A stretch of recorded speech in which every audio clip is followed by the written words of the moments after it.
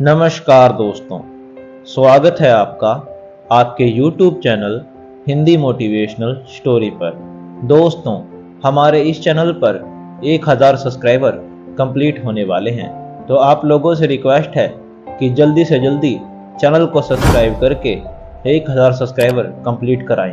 और हाँ, Hindi motivational story WhatsApp group में अगर आपने अभी तक ज्वाइन नहीं किया है तो इस वीडियो के डिस्क्रिप्शन बॉक्स और चैनल के अबाउट पेज में जाकर आप ग्रुप में ज्वाइन हो सकते हैं। तो आइए दोस्तों, बात कर लेते हैं कहानी के विषय में। दोस्तों, आज की कहानी एक ऋतिक नाम के लड़के पर है, जिसके साथ बचपन में एक ऐसी घटना घटी जिसे सुनकर आपका दिल भी दहल जाएगा। उसके साथ क्या घटना घटी, तो आइए सुनते हैं उसी के टॉपिक से। दोस्तों, मेरा नाम ऋतिक है और मैं कानपुर में रहता हूँ। दोस्तों, मेरे साथ बचपन में एक ऐसी घटना घटी जिसे सुनकर आप भी चौंक जाएंगे। मेरे साथ क्या घटना घटी, आइए बताता हूँ। बात उस समय की है जब मैं 10 साल का हुआ करता था।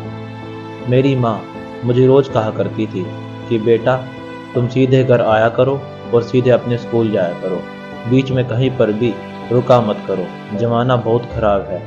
लेकिन मैं अपनी माँ की बात को एक कान से सुनता और दूसरे कान से निकाल देता था, क्योंकि बचपन था, नादानी थी। यही नादानी मेरे ऊपर इतनी भारी पड़ी कि मैं क्या बताऊं। एक दिन जब हमारी स्कूल से छुट्टी हुई तो मैंने अपने दोस्त सुमित के साथ मिलकर प्लान बनाया कि हम सीधे घर ना जाकर सीधे खेलने जाएंगे। जैसे ही हम स्कूल के बाहर निकले तो हम एक आइसक्रीम बेचने वाला दिख गया। दोपहर का समय था, बहुत ज़्यादा गर्मी थी, तो हमने सोचा कि पहले एक एक आइसक्रीम खा लेते हैं, फिर खेलने जाएंगे। उस दिन अपने पापा से मैं पैसे लेकर भी आ रखा था, तो हम दोनों आइसक्रीम वाले के पास पहुंच गए और उसने हमें एक एक आइसक्रीम दे दी और हम दोनों खाने लगे। जब हम खड़े होकर आइसक्रीम खा रहे थे तो उस आइसक्रीम वाले ने हमसे कहा, बेटा, मेरे पास बहुत सारी आइसक्रीम रखी है, जो तुम अगर फ्री में खाना चाहते हो तो बताओ। हमने नादानी में कहा, हाँ अंकल, हम खाना चाहते हैं। तो आइसक्रीम वाले ने कहा, चलो बेटा, मेरे साथ आओ, मैं तुम्हें आइसक्रीम खिलाता हूँ। हम नादानी में उसके पीछे पीछे चले गए। वो हमें एक सुनसान जगह पर ले गया जहाँ पर एक गाड़ी खड़ी हुई थी।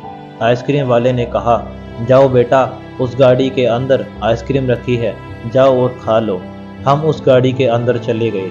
जैसे ही हम उस गाड़ी के अंदर पहुँचे तो हमने देखा कि एक आदमी उस आइसक्रीम वाले अंकल को पैसे दे रहा था। जो गाड़ी के अंदर बैठा हुआ था, उसने गाड़ी को पूरी तरह से लॉक कर दिया था। जब वो पैसे देकर वापस आया तो उस आदमी ने गाड़ी को खोल दिया। जैसे ही वो आदमी अंदर आया तो उसने रुमाल में कुछ डालकर हमें सूंघा दिया, जिसकी वजह से हम बेहोश हो गए। उसके बाद वह हमें कहाँ ले गए, हमें कुछ नहीं पता चला। जब हमारी आँख खुली तो मैंने देखा कि हम एक अंधेरे कमरे में हैं, जहाँ और भी बच्चे पड़े हुए हैं। जब मैंने उनकी हालत देखी तो मेरे रोंगटे खड़े हो गए।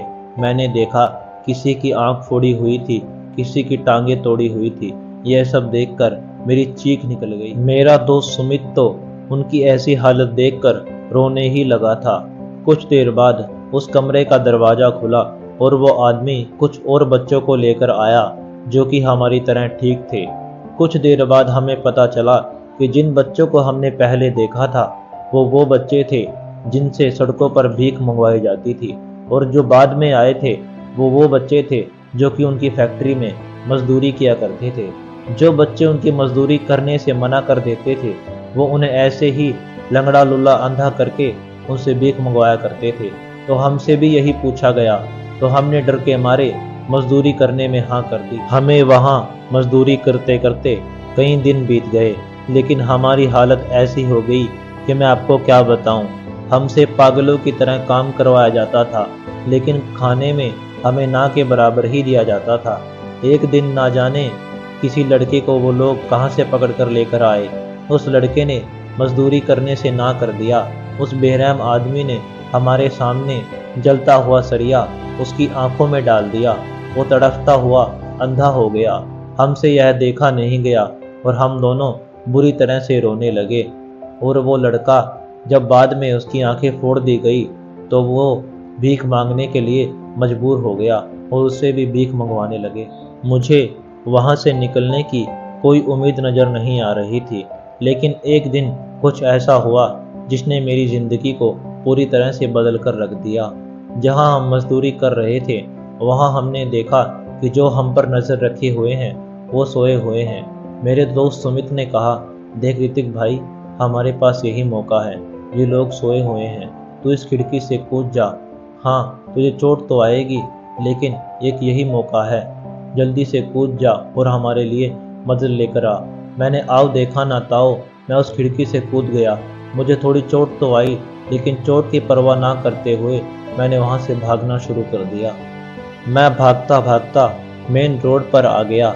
वहाँ मैंने एक दुकान पर अपने टीचर को देखा। ना जाने वो वहाँ क्या करने आए थे, लेकिन उन्हें देखकर मेरे अंदर एक उम्मीद जाग गई। मैं भागता हुआ उनके पास गया। मुझे देखकर उन्होंने कहा, अरे ऋतिक, तुम भागते हुए कहाँ से आ रहे हो और तुम्हें इतनी चोट कहाँ से लगी और तुम इतने दिन से स्कूल भी नहीं आ रहे हो। मैंने उन्हें सारी बात बताई। मेरी बात सुनकर वो भी दंग रह गए। वो मुझे मेरे माँ बाप के पास लेकर चले गए। जब मैं अपने माँ बाप के पास पहुँचा तो मैंने देखा कि मेरे बगैर मेरे माँ बाप का रो रो कर बुरा हाल हो रखा था। जैसे ही उन्होंने मुझे देखा तो उन्होंने मुझे अपने गले से लगा लिया। मैंने भी अपने माँ बाप को कसकर गले लगा लिया। हम लोग खूब रोए, लेकिन कुछ देर बाद मैंने अपने माँ बाप को सारी बात बताई। मेरी बात सुनकर मेरी माँ ने कहा, बेटा, मैं तुमसे कहा करती थी कि सीधा अपने घर आया करो और सीधा स्कूल जाया करो, बीच में कहीं मत रुका करो, लेकिन तुमने मेरी बात नहीं सुनी। मैंने कहा, माँ, मैं अपनी गलती के लिए माफ़ी मांगता हूँ, लेकिन जल्द से जल्द पुलिस को साथ लेकर मेरे साथ चलो, हमें और भी बच्चों की ज़िंदगी को बचाना होगा। मेरे मम्मी पापा और टीचर ने ऐसा ही किया। पुलिस को लेकर हम वहाँ पहुँच गए जहाँ हमें रखा हुआ था। पुलिस ने वहाँ रेड मार दी और उन बदमाशों को पकड़ लिया और बाकी सभी बच्चे जो वहाँ मजदूरी कर रहे थे या भीख मांग रहे थे, वह सभी सुरक्षित अपने घर पहुँच गए। तो दोस्तों, अभी आपने मेरी आप बीती को सुना, तो कैसा लगा आपको मेरी आप बीती सुनकर? ज़रूर कुछ ना कुछ सीखने को मिला होगा। दोस्तों, आप भी कभी ऐसी गलती ना करें जैसी हमने की थी। किसी के बहकावे में मत आएं, नहीं तो आपके साथ क्या हो सकता है आपने मेरी आप बीती में सुन लिया।